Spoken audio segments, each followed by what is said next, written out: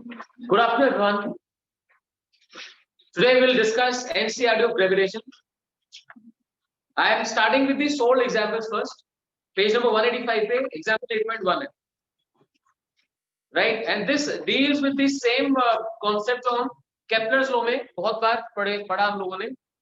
क्या पढ़ा Kepler's law में? Force passes through, बस बातें बंद करें, जो उसका आंसर करते जाओ. Force passes through sun. That's why torque becomes zero. So we can apply conservation of angular momentum. तो एंगुलर मोमेंटम का बेसिक फॉर्मूला क्या बन जाता है? mv multiplied by mv momentum multiplied by r distance, linear momentum into distance. यही क्या आपने दो पॉइंट्स कंसीडर किए, पेरिजी एंड एपोजी, पेरिहेलियन एपिलियन. तो पेरिहेलियन और एपिलियन के ऊपर m इनटू va, मैं एक बार बना देता हूं दोबारा से, देखिए ध्यान से. अगर सन यहां पर है तो आपने mass into velocity at p at r at p ये कंसीडर किया था, और यहाँ पे mass into velocity at aphelion multiplied by r at aphelion ये यूज किया. क्या हम इन दोनों को इक्वेट कर सकते हैं? यस और नो? क्यों कर सकते हैं? क्योंकि कौन सी चीज कंजर्व्ड है? Angular momentum. इस अंडरस्टैंडिंग के साथ आप आराम से क्वेश्चन कर सकते हैं. और फिर साथ साथ ये भी पूछ रहा है कि जैसे प्लैनेट रिवॉल्व करता है, तो इस तरह से अगर हम एरियाज डिफाइन कर दें, राइट, अगर एरियाज डिफाइन कर दें तो एरियाज को लेके भी एक लॉ बना हुआ है, लॉ ऑफ एरियाज. मतलब अगर इक्वल टाइम गिवन होगा तो एरियाज भी इक्वल टाइम में इक्वल एरियाज स्वीप करता है. कौन? लाइन ज्वाइनिंग प्लैनेट एंड सन और प्लैनेट को जो लाइन ज्वाइन करती है वो इक्वल टाइम में इक्वल एरिया स्वीप करती है. स्वीप वर्ड यूज करेंगे आप इसके लिए, ठीक है. Moving on to page number 187. 187 example number 2. It says three equal masses m each are fixed at vertices of equilateral triangle. एक इक्विलेटरल ट्रायंगल बना लीजिए और इसकी जो साइड है 1 मीटर की है, right. Name it as a b c, a b c, right, and g is the centroid. आप जानते हैं सेंट्रोइड तक का डिस्टेंस तीनों से इक्वल होता है. g इज द सेंट्रोइड और सारे वर्टिसेस के ऊपर m मास रखा हुआ है, स्मॉल एंड बिग, और जो सेंट्रोइड है वहां पे मास रखा हुआ है, दिस इज 2. तो देखिए समझे ध्यान से, ABC is an equilateral triangle जिसकी साइड 1 मीटर है. m mass is placed at all the vertices and 2m lies at the centroid, right? So what is the force acting on mass 2m placed at the centroid? आपके हिसाब से इसके ऊपर net force कितनी act करेगी? 0. Why? ये m भी अपनी तरफ पुल करेगा, ये भी पुल करेगा और ये भी पुल करेगा, तीनों अपनी तरफ पुल करेंगे, बट डायरेक्शंस डिफरेंट है. ऐड करेंगे तो आंसर 0 क्यों आ जाएगा? Let us solve it. करते हैं. क्या चाहते हो?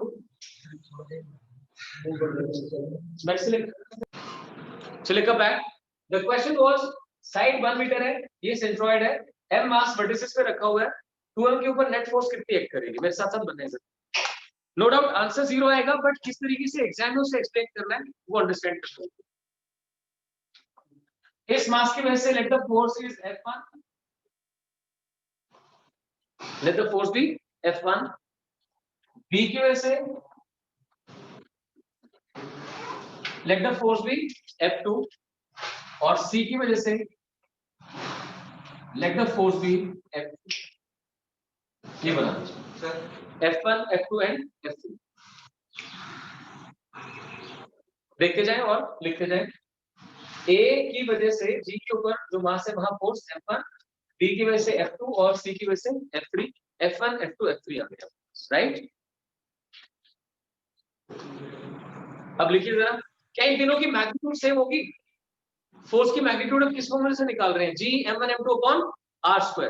तो एनीवन इन द क्लास कोई मुझे बता सकता है यहां से लेके सेंट्रोइड तक का डिस्टेंस कितना ले सकते हैं? इसने सेंट्रोइड का डिस्टेंस बताया मैंने. इसने सेंट्रोइड तक का डिस्टेंस डायरेक्टली 1 मीटर बताया हुआ है. तो kindly make one correction. Side 1 metre बताने की बजाय इसने ये जो AG है, BG है और CG है, ठीक है, ये 1 मीटर बता दिए सर, तो काफी आसान हो गया। ड्रॉ कर लिया आपने, अब लिखिए जरा, it is clear that F1 is equal to F2 is equal to F3। Vector form में मत लिखना क्योंकि डायरेक्शन डिफरेंट है, डायरेक्शंस डिफरेंट है, इसीलिए स्केलर फॉर्म में लिखना। G मास इज mh, ये m है, तो जिसके ऊपर फोर्स फाइंड कर रहे हैं वो तो 2m है ना, m into 2m by distance 1 metre है तो 1 स्क्वायर। काइंडली पे अटेंशन, बहुत ही आसान क्वेश्चन है। ए वाले मास की वजह से इसके ऊपर जब फोर्स निकाले जाएंगे तो क्या लिखेंगे, G into m into 2m divide by 1 का स्क्वायर। यही तीनों की वजह से, क्योंकि तीनों से डिस्टेंस 1 मीटर ईच, तो कितना बन गया, twice of G m square. ठीक है, कोई वैल्यूज नहीं पुट करनी, एज इट इज। अब ध्यान दो जरा, F1 F2 के बीच में एंगल कितना है, what is the angle between F1 F2? देखो ध्यान से, इक्विलैटरल ट्रायंगल के सेंट्रॉइड पे 3 लाइनें आपने ऐसे ज्वाइन कर रखी हैं, 3 लाइनें ज्वाइन कर रखी है। अच्छा चलो ऐसे आंसर करो, क्या जितना एंगल F1 F2 के बीच में है उतना ही F1 F3 के बीच में और उतना ही F2 F3 के बीच में? जब इतनी बात समझ में आ गई तो देखना एक सर्कल में टोटल एंगल कितना बनता है, 360, और उसको 3 पार्ट्स में तो डिवाइड करना है, तो कितना हो गया, राइट। तो अच्छे से देखें, ये तीनों एंगल 120 ईच बनता है। Write down, angle between F1 and F2 is 120 degree, which should be quite clear from the diagram itself. Angle between F1 and F2 is 120 degree।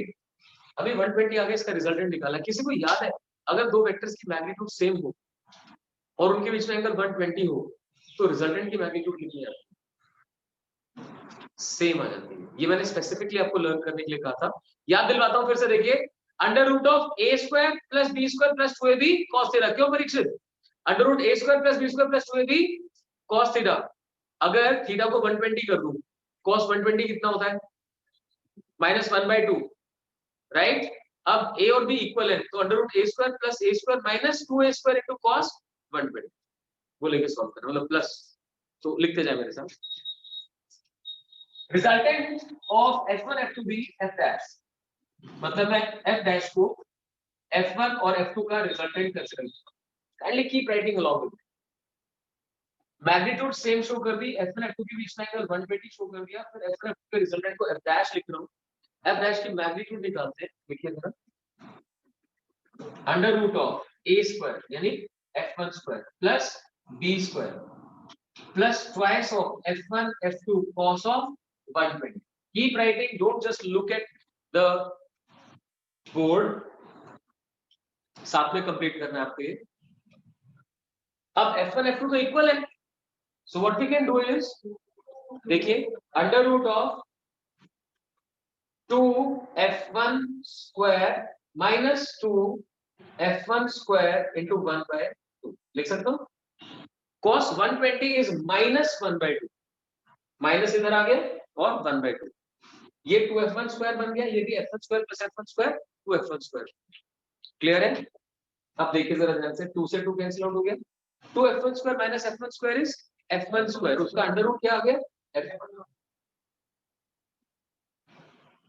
ठीक है ना, इसीलिए मैं कहता हूं देखो, एटलीस्ट जो कंपटीशन वाले स्टूडेंट्स हैं उनको ये चीज रिकॉल होनी चाहिए कि एक पर्टिकुलर एंगल जब दो वेक्टर्स के बीच में होता है तो कितना होता है angle, 120 degree.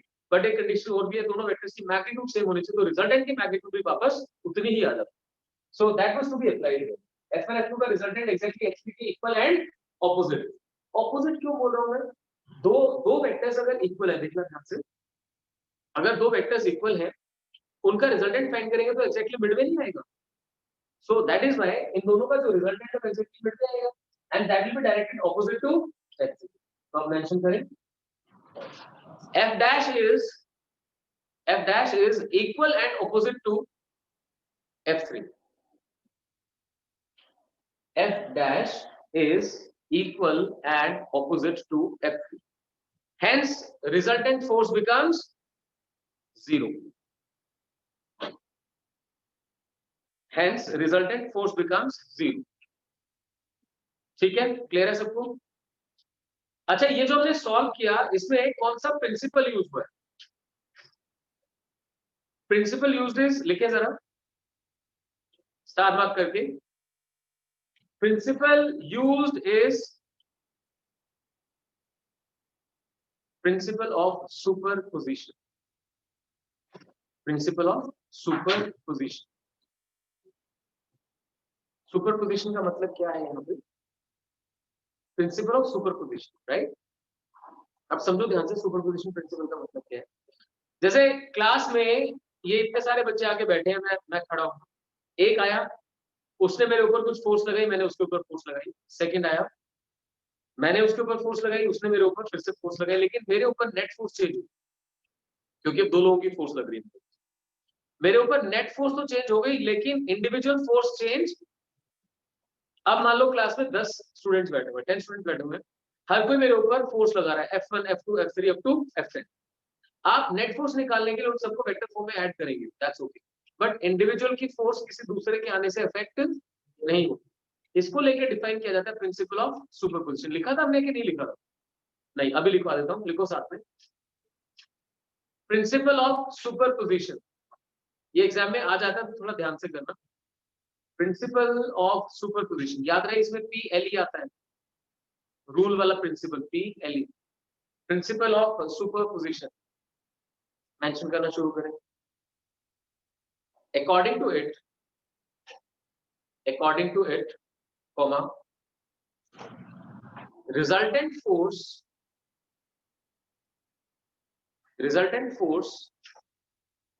on a given mass due to a number of masses, resultant force on a given mass due to a number of masses is equal to vector sum of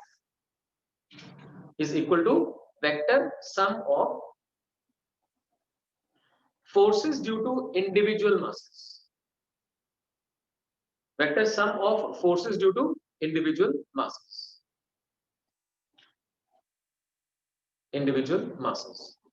अब यहाँ पे स्टार मार्क करके लिख दीजिए। लिखिए, force between two masses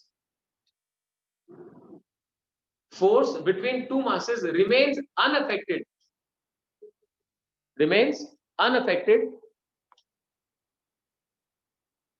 by the presence of other masses.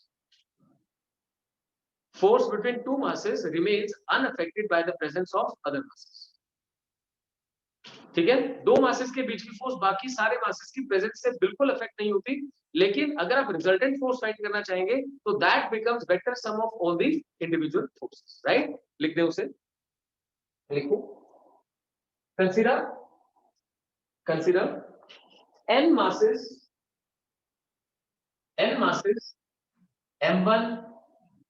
m2 dash करके लिखो mn, exerting force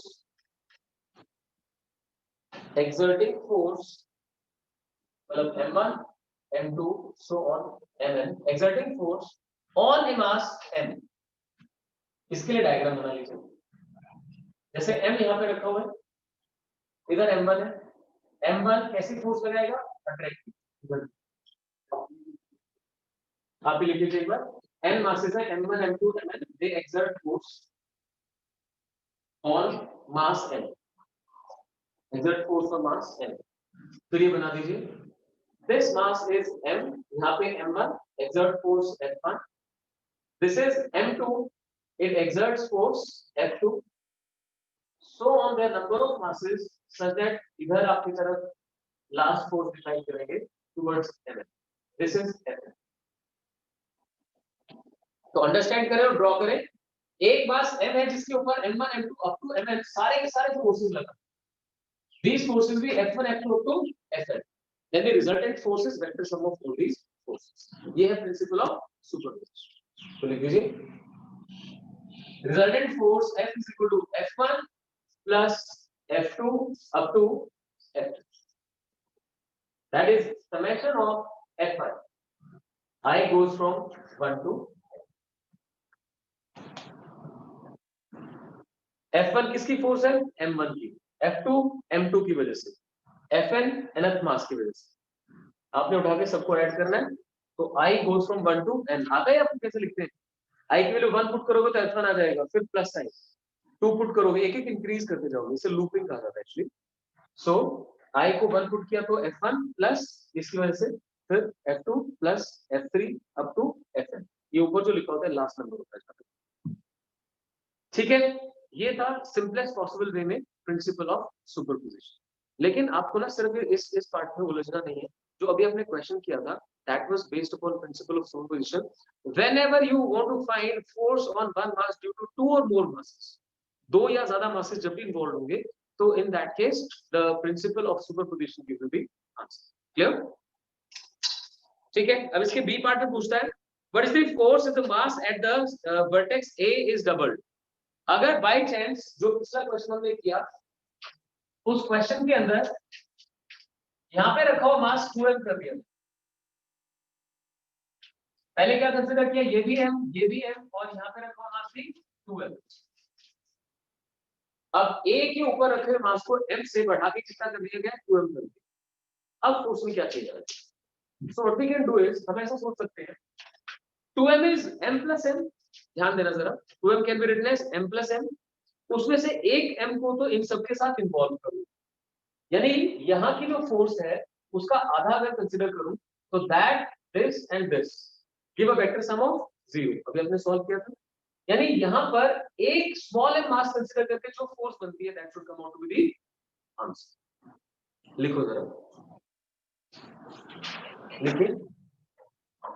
now force on the mass placed at centroid, now the force on mass placed at centroid x towards vertex A, x towards vertex A, as if only mass small m were present at A, as if only mass small m were present at vertex A। ठीक है, सुनो ध्यान से, फिर क्या बोला मैंने आपको, यहाँ पे 2m रख दिया गया है, इधर भी m है इधर भी है, ये फोर्स भी पहले वाली है, ये फोर्स भी पहले वाली है, ये उससे डबल हो गई है, तो आप उस डबल फोर्स का आधा कंसीडर करो तो इसका और इसका रिजल्ट कितना हो जाएगा, 0। बचा क्या, सिर्फ m मास की फोर्स बची। सो मैंने क्या बताया आपको, it will behave as if इस पूरे सिस्टम में सिर्फ एक m मास यहाँ पे रखा हुआ था जो 2m के ऊपर फोर्स एक्सर्ट। क्लियर है सबको? अगर किसी को नहीं तो काइंडली रेज हैंड, अभी मेरे लिए दोबारा बताना आसान है। परीक्षित ध्यान से देखो, क्या आप इसे m और m दो मास से कंसीडर कर सकते हो? राम और श्याम बैठे यहाँ पे, राम का मास भी m और श्याम का मास, तो राम और श्याम यहाँ पे दो लोग और कंसीडर कर लो। अगर सिर्फ राम को कंसीडर करो तो 1 2 3 तीनों का यहाँ नेट फोर्स कितनी आ गई, 0। तो बचा कौन, श्याम, तो सिर्फ श्याम की वजह से फोर्स आ रही है। सो 12 can be split into two masses, जिनमें से एक मास कंट्रीब्यूट करके नेट फोर्स कितनी कर देगा, 0, और सिर्फ m की वजह से ऐसा लगेगा जैसे सिर्फ m रखा हुआ था उसका result. I hope it is clear over now. ठीक है, now moving on to page number 192, example 8.3।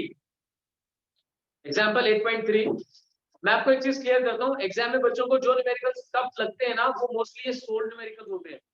most of the students pay proper attention to the NCERT back exercise but they leave these questions and that is where they go wrong. Most of the times teacher want to be safe in picking tougher questions, so they try to pick these solved questions as tougher questions, right? So आप इनको बिल्कुल भी ना छोड़ के जाएं किसी भी एग्जाम में।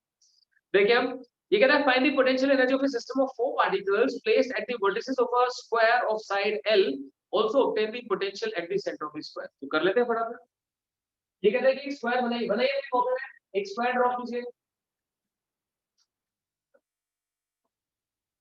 ड्रॉ स्क्वायर, सीधे सीधे स्क्वायर, इसकी साइड L डिफाइन करनी है अपनी, capital L, fine, and masses small m each are present at vertices। चारों वर्टिसेस के ऊपर स्मॉल m रखा हुआ है, आपको फाइंड करना है सिस्टम की ग्रेविटेशनल पोटेंशियल एनर्जी को। सो लेट्स सी क्या करना पड़ेगा। भाई ग्रेविटेशनल पोटेंशियल एनर्जी की डेफिनेशन तो आप सबको आती है ना, तो पूछना ही क्यों है, वंशज बताने के लिए तैयार है। What is gravitational potential energy? It may be defined as work done. हाँ अभी बता दो, बताओ शाबाश, खड़े हो जाओ, खड़े होकर बताओ शाबाश, stand up.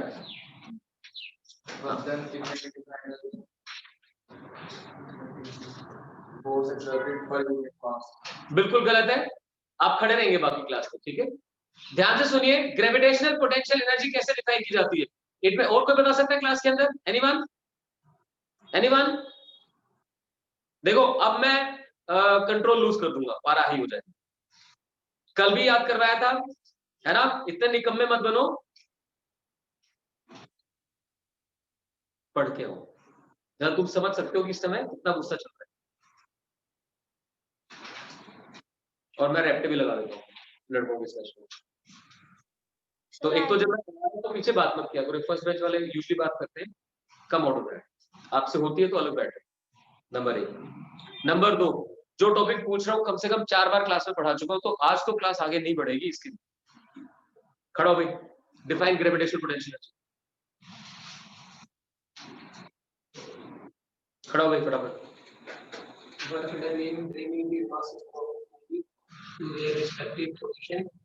Against gravitational force. Very good. Clap for the boy.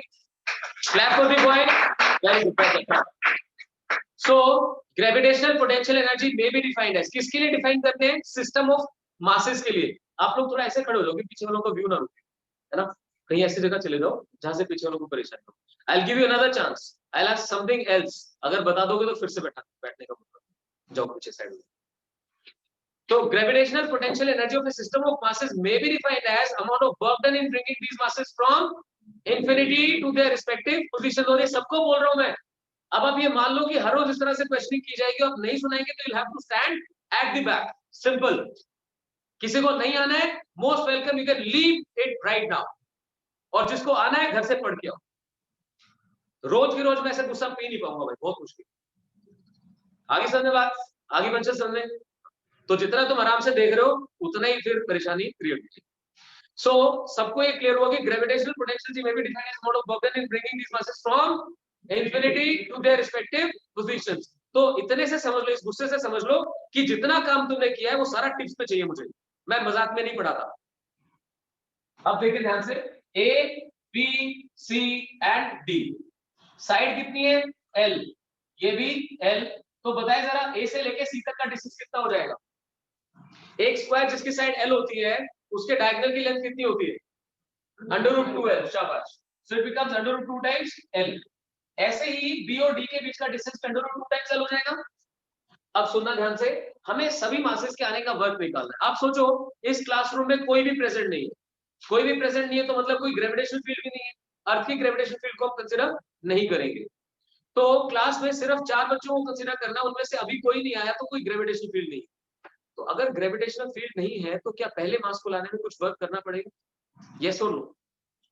हमने डेफिनेशन जो बोली उसको फिर ध्यान से सोचो। Amount of work done in bringing these masses from infinity to their positions keeping in equilibrium against, against, थोड़ा दोबारा जोर से बोलो, अगेंस्ट ग्रेविटेशनल फील्ड या फोर्स, आप खुल के बोल सकते हो, दोनों ही ओके है, कोई दिक्कत नहीं है। तो आपको ये बात समझ में आ रही है कि आप अगेंस्ट ग्रेविटेशनल फील्ड लेके आ रहे हो। अब मैं क्या बोल रहा हूँ, अगर कोई मास प्रेजेंट नहीं है तो क्या कोई ग्रेविटेशनल फील्ड है? नहीं है। तो पहले मास को लाने में क्या कोई वर्क होना चाहिए? नहीं होना चाहिए। सिंपल। सो फर्स्ट मास को लाने में वर्क नहीं होगा क्योंकि कोई ग्रेविटेशनल फील्ड प्रेजेंट ही नहीं। सो लिखिए जरा, वर्क डन इन ब्रिंगिंग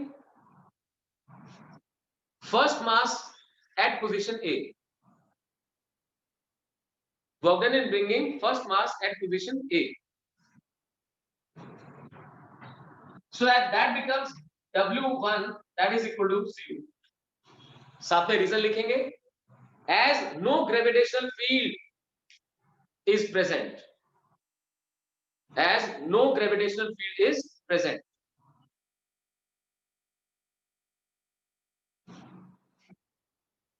ठीक है। उसके बाद अब B के ऊपर मास को लेके आना है। ध्यान से सुनिए, आपको मैंने एक चीज समझाई थी कि जो पोटेंशियल और पोटेंशियल एनर्जी उनमें कुछ रिलेशन। पोटेंशियल क्या होता है, work done per unit mass, और पोटेंशियल एनर्जी होती है m को लाने में वर्क करना। तो it is m times v। क्या आपको ध्यान है, पोटेंशियल का एक्सप्रेशन होता है minus G M by R, और पोटेंशियल एनर्जी का होता है minus G M M by R. R square नहीं आता, तो ये चीज क्लियर रखें। पोटेंशियल को किसी जगह पे पोटेंशियल का मतलब है यूनिट मास को लाने का वर्क, तो m मास को लाने का वर्क कितना हो जाएगा, m से मल्टीप्लाई कर दो, यानी कि v is the potential, mv is the potential energy. लिखो स्टार मार्क करके। Work done in bringing a mass, work done in bringing a mass to a given position,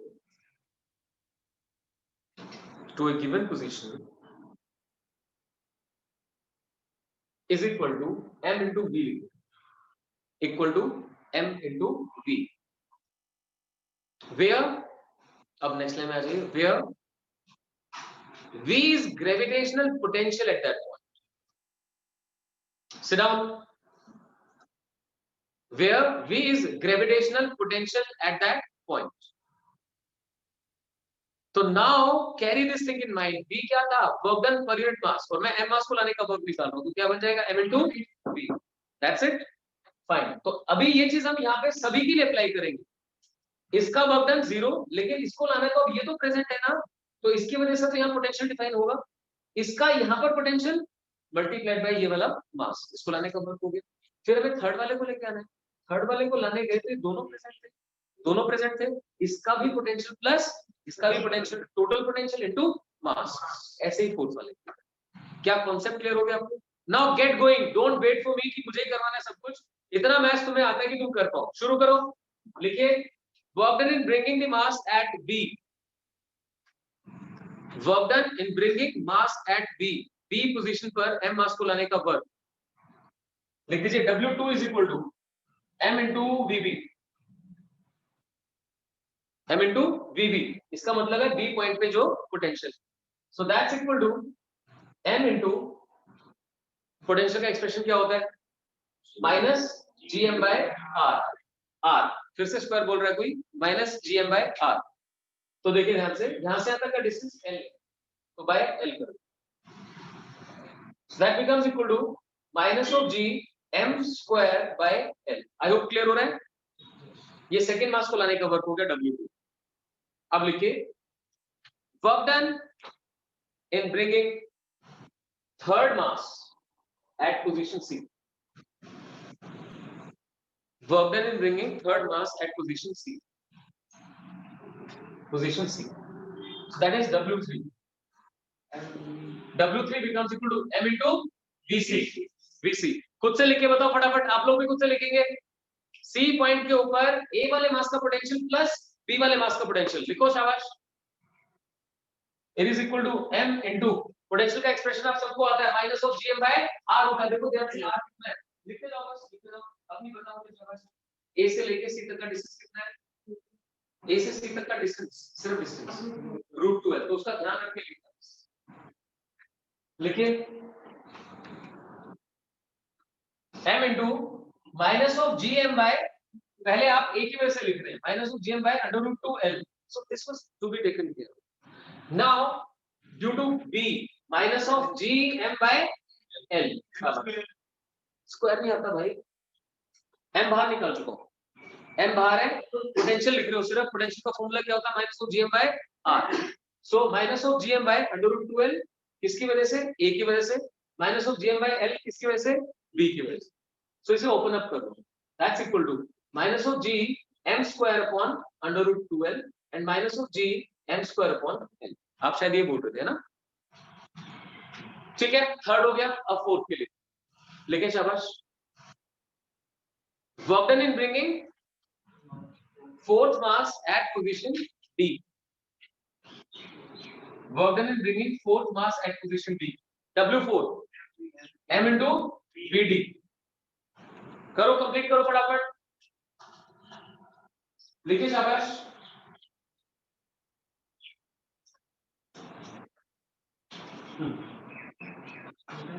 ये कैपिटल जी है, small g is acceleration to gravity. आप किसके से find करते हो? आप d2 पर देखो, d का a से कितना डिस्टेंस, b से कितना डिस्टेंस, और c से कितना डिस्टेंस, अलग अलग r ये किसी का लिखा c से लिख दिया, a से लिखा b वाला तूने लिखा a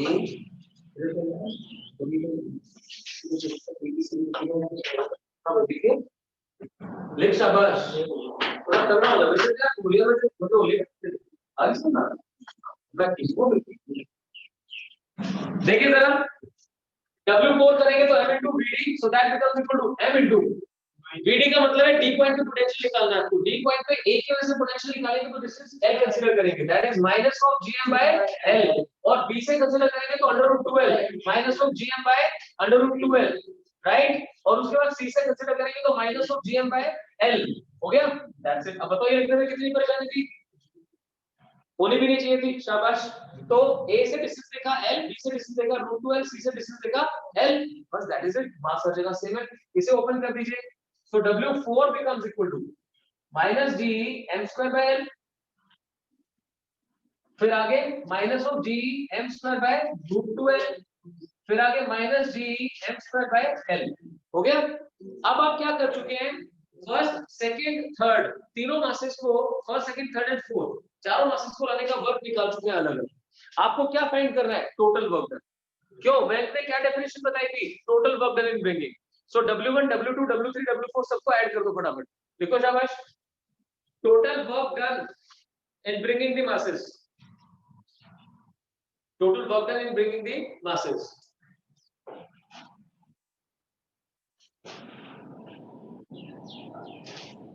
जिन बच्चों ने लॉज ऑफ मोशन वाला टेस्ट कंपटीशन वाले स्टूडेंट्स जिन्होंने लॉज ऑफ मोशन वाला टेस्ट नहीं दिया था आपके पास परसों तक का टाइम है आज थर्सडे है ना फ्राइडे एंड सैटरडे आपको सैटरडे इवनिंग तक का टाइम दे रहा हूं वो टेस्ट यहां सेंटर पे आके और कंप्लीट कीजिए जिसके पेरेंट्स नहीं आने देते मेरे से बात करवा दीजिए पेरेंट्स की अगर आप एक अच्छा रिजल्ट लाने के बारे में सोच रहे हो तो भाई मेहनत करनी पड़ेगी तुम्हारा तो बिल्कुल सत्यानाश हुआ पड़ा है सिर्फ सब्जेक्टिव टेस्ट करने से ऑब्जेक्टिव में नहीं बनती बात तो I want all the students of competition to come and take the test you can come at flexible timings that is okay that I can go for but you need to come and take those tests जिसकी तबीयत खराब है घर में उसके parents मुझे बताएंगे मैं उनको फिर ये ड्यूटी दूंगा कि वो अपनी प्रेजेंस में टेस्ट करवाएंगे इन वन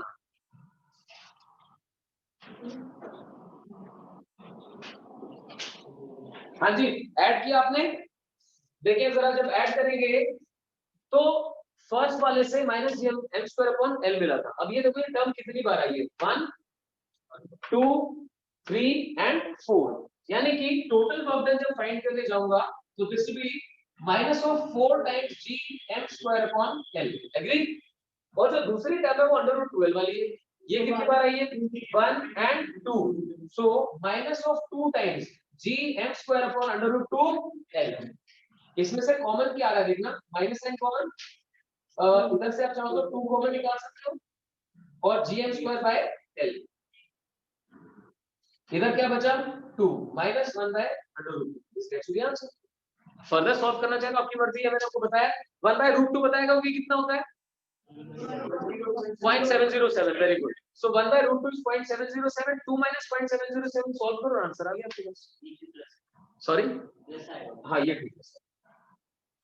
ठीक है thank you for so 2 plus 1 by √2 आएगा 2.707 हो जाएगा 0.707 ऐड होगा सो अब फिर से देखें ग्रेविटेशनल पोटेंशियल एनर्जी अगर आपको पता ही नहीं तो क्वेश्चन कैसे करें work done in bringing all the masses तो मैं आपको इसी टाइप का एक क्वेश्चन दे रहा हूं अभी करने के लिए ये सबकी अंडरस्टैंडिंग के लिए था और अब जो दे रहा हूं I will give a time of around 1 minute for that question fine जल्दी से मुझे वो करके बताइए फिर इसका सेकंड पार्ट करेंगे this is an equilateral triangle इसकी साइड 1 मीटर है इजी कर देता हूं साइड 1 मीटर है और मासेस रखे 2 किलोग्राम, 4 किलोग्राम एंड से 3 किलोग्राम। आप अपना आंसर ना कैपिटल जी की फॉर्म में प्रोवाइड कर सकते हैं, कैपिटल जी की वैल्यू लिखने की जरूरत नहीं है, like 20g, 1/2g etc etc. So find the gravitational potential energy of the system. There is a system of three masses, 2 kilogram, 3 kilogram, 4 kilogram, placed at the vertex of equilateral triangle of side 1 meter. Find gravitational potential energy of the system. Now get going.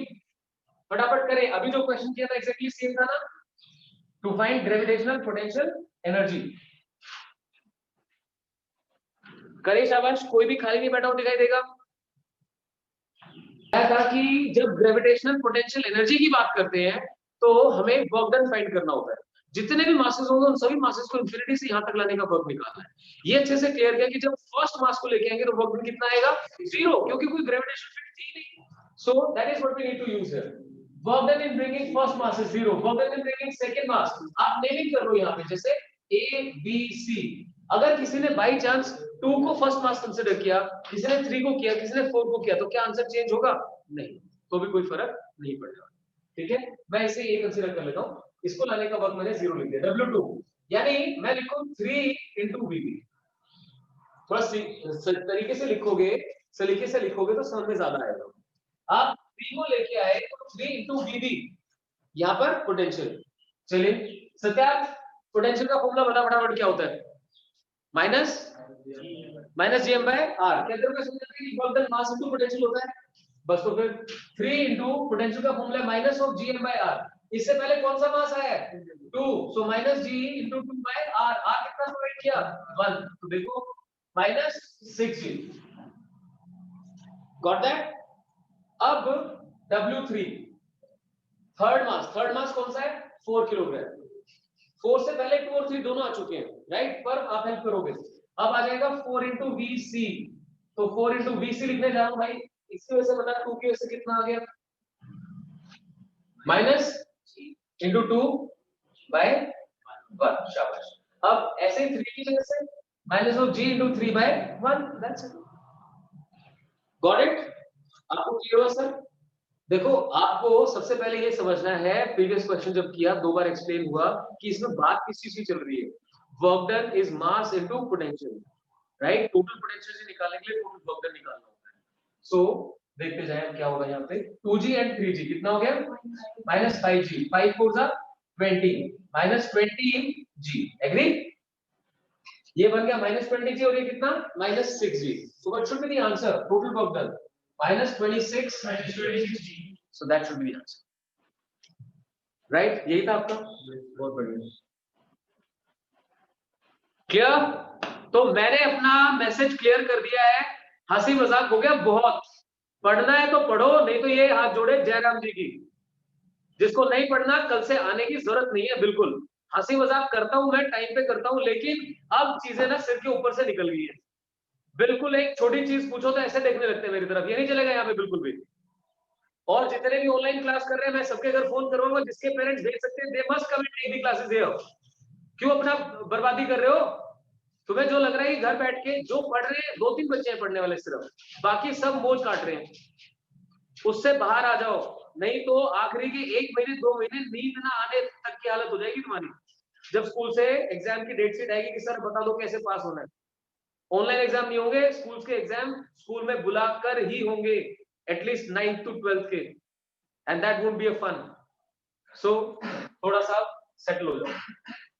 देखिए ऐसे जितने भी questions आएंगे उन सभी question को solve करने के लिए आपको क्या करना होगा? वर्क डन का तरीका बता दिया, पोटेंशियल एनर्जी वर्क डन से ही निकलती है, दैट्स सिंपल। चलिए अब इसका सेकंड पार्ट देखते हैं। सेकंड पार्ट में कहता है what is the potential at the centre. जो हमने स्क्वायर वाला क्वेश्चन किया था, उस स्क्वायर की साइड कितनी थी? L, और सभी वर्टिसेस में कितने मासेस रखे हुए थे? M। आपको फाइंड करना था कि सेंटर के ऊपर पोटेंशियल कितना होगा। तो पोटेंशियल का एक्सप्रेशन क्या है, सबको आता है तुम्हें? देखिए यहाँ भी M, यहाँ भी M, और साइड हो गई L। अगर साइड L है तो कोई मुझे बताए, क्रिश बताओ जरा, A से लेके O तक का डिस्टेंस कितना होगा? बोलो बोलो शाबाश।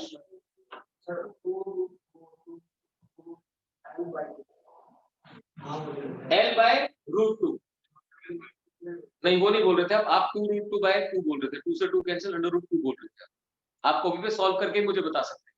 मैं आपको फिर बोल रहा हूँ, stop this bluffing with yourself because you can't bluff me right here. देखिए ध्यान से, ये आता है L बाय रूट 2, मैंने पहले बस कोई बात नहीं, मैं सिर्फ एक बात बोल रहा हूँ, आपको यही समझाना चाह रहा हूँ कि अभी तक चीजें ऐसे चल रही थी कि ठीक है हुआ तो हुआ, नहीं हुआ तो नहीं हुआ, लेकिन अगर ऐसे ही चलानी है तो फिर रिजल्ट तो नहीं आएगा। रिजल्ट आने के लिए तो थोड़ा स्ट्रिक्ट करना पड़ेगा, मुझे भी करना पड़ेगा, आपको भी करना। तो वो मैसेज मैंने आज आपको दे दिया। आपसे पूछा गया कि यहाँ से यहाँ तक का डिस्टेंस कितना है, आप टाइम ले सकते हो, उसके लिए मैंने मना नहीं किया। आप बता सकते हैं सर जो इसका डायगोनल आता है वो आता है अंडर रूट 2 टाइम्स एल, उसे मैं फिर 2 से डिवाइड करूंगा, कोई दिक्कत नहीं, करो लेकिन करके बताओ तो सही, सही आंसर दो मुझे। सो कितना आ गया L बाय रूट 2। अब यहाँ पर A से डिस्टेंस कंसीडर करो, B से करो, C से करो, D से करो, सबसे कितना आ जाएगा L बाय रूट 2। तो अब जब पोटेंशियल के लिए जाओगे तो क्या होगा, चारों की वजह से पोटेंशियल सिंपली ऐड हो जाएगा। क्यों? क्योंकि potential is a scalar physical quantity. So we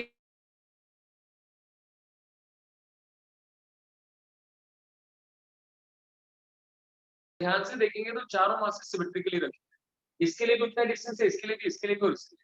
So I can simply multiply with 4. So my answer comes out to be minus of 4 root 2 gm by L. Is that clear? I hope you have been able to understand this. Fine. Moving on to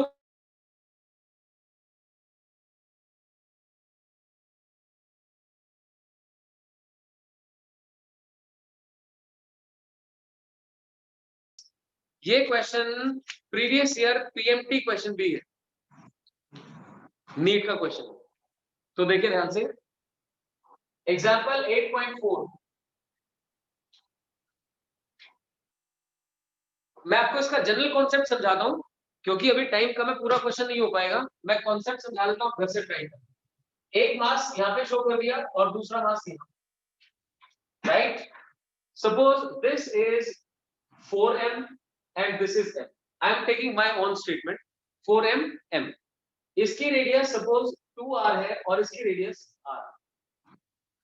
आपको कहा जाता है कि इसके surface से किसी small M मास के particle को मिनिमम कितनी स्पीड से प्रोजेक्ट किया जाए ताकि वो इसके सरफेस तक पहुंच पाए।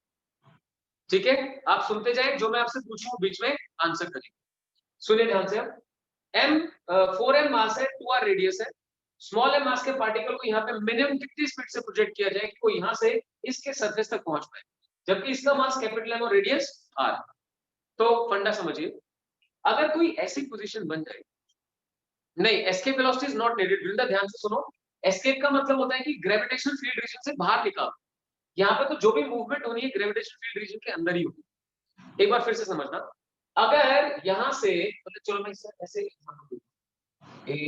ये बनाया मैंने, अगर आपको कहा जाए कि इस पॉइंट तक एक ऑब्जेक्ट को पहुंचाना है बी पॉइंट तक ए से, तो there is some minimum velocity required.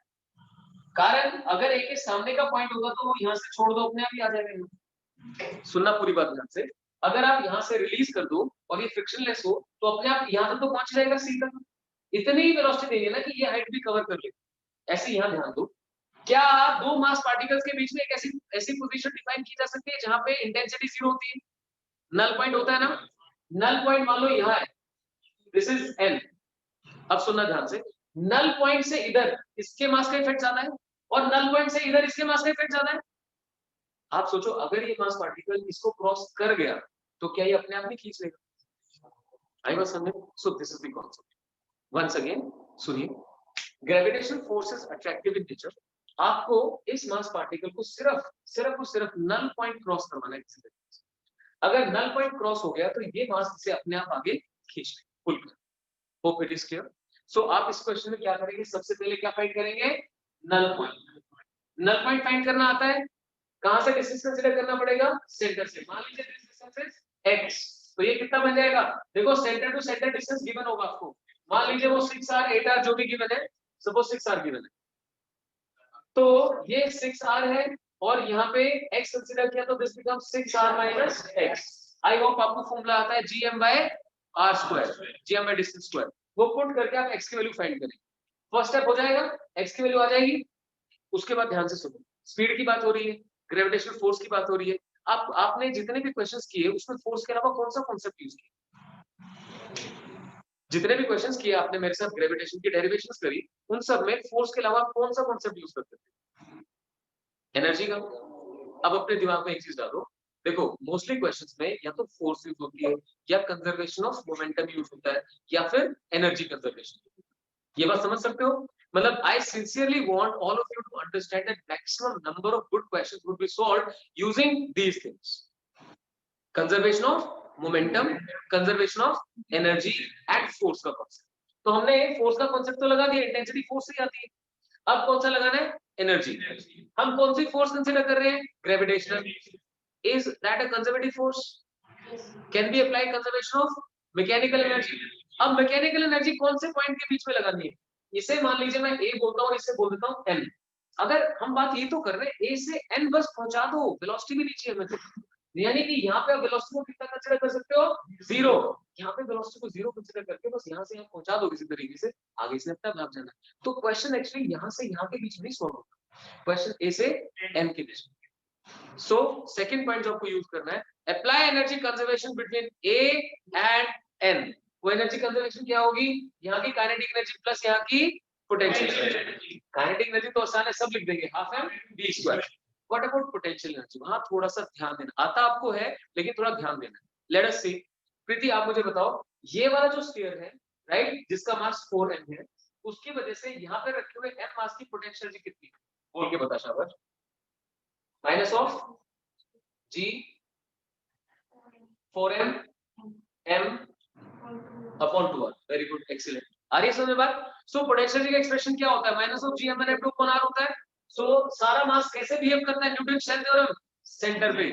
So minus of g 4m into m upon, लेकिन यही यहाँ पे पोटेंशियल एनर्जी नहीं है, इसका भी तो कंट्रीब्यूशन आएगा।